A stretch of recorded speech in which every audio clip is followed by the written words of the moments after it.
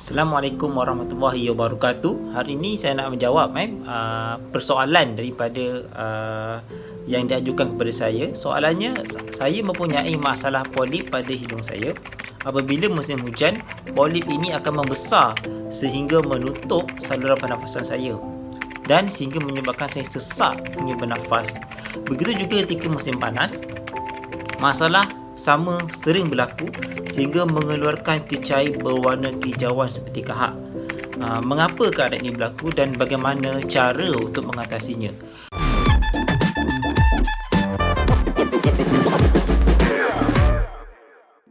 Jadi kita perlu tahu bahawa apabila kita ataupun pesakit mengalami masalah dan simptom seperti yang diajukan seperti tadi, mengalami masalah hidung tersumbat, boleh mengeluarkan cecair yang berbau kehijauan daripada hidung, dan masalah ini akan berlaku apabila berlakunya musim panas ataupun kadang-kadang musim sejuk.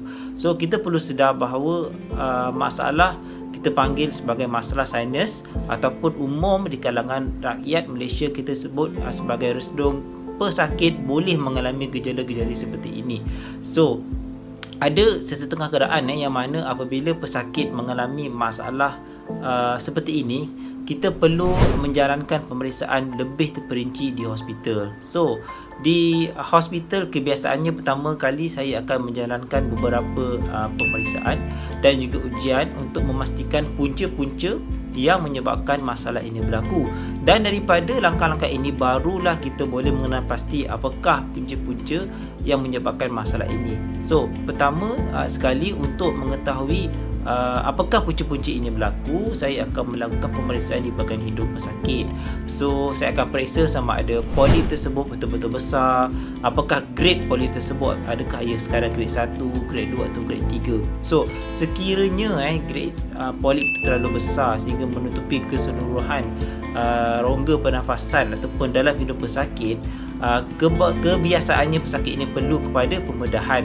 Walau bagaimanapun, ada sesetengah kes kita terpaksa ataupun kebanyakan kes kita selalunya start dulu dengannya ubat-ubatan, dan sekiranya rawatan ubat-ubatan ini gagal ataupun tidak dapat membantu pesakit, kita akan meneruskan dengannya rawatan pembedahan.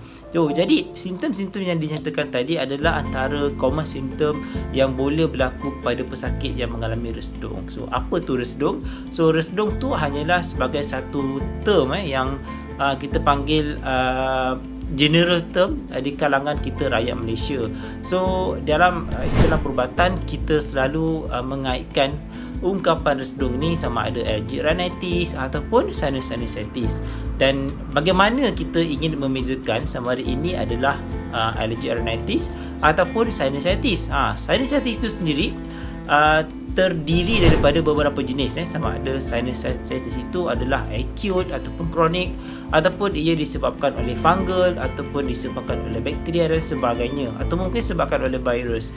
Jadi setiap kriteria atau punca-punca yang menyebabkan sinus ini memerlukan rawatan yang berbeza. So apabila pesakit mengalami hidung tersumbat ataupun cecair kehijauan keluar daripada hidung, ini adalah satu simptom general untuk pesakit-pesakit yang mungkin mengalami masalah sinus. Tetapi untuk mengesahkan punca sebenar masalah ini, pesakit perlu berjumpa dengan doktor untuk kami periksa dengan lebih teliti apa punca yang menyebabkan masalah pesakit mengalami masalah sinus, dan dari situ kami akan memberikan rawatan yang terbaik kepada pesakit. Jadi nasihat saya kepada pesakit yang mengalami masalah dan gejala seperti ini, dapatkan pemeriksaan bersama doktor di fasiliti kesihatan yang terdekat. Sekiranya perlu kepada rujukan, doktor tersebut akan melakukan rujukan kepada kami di klinik pakar ENT di hospital.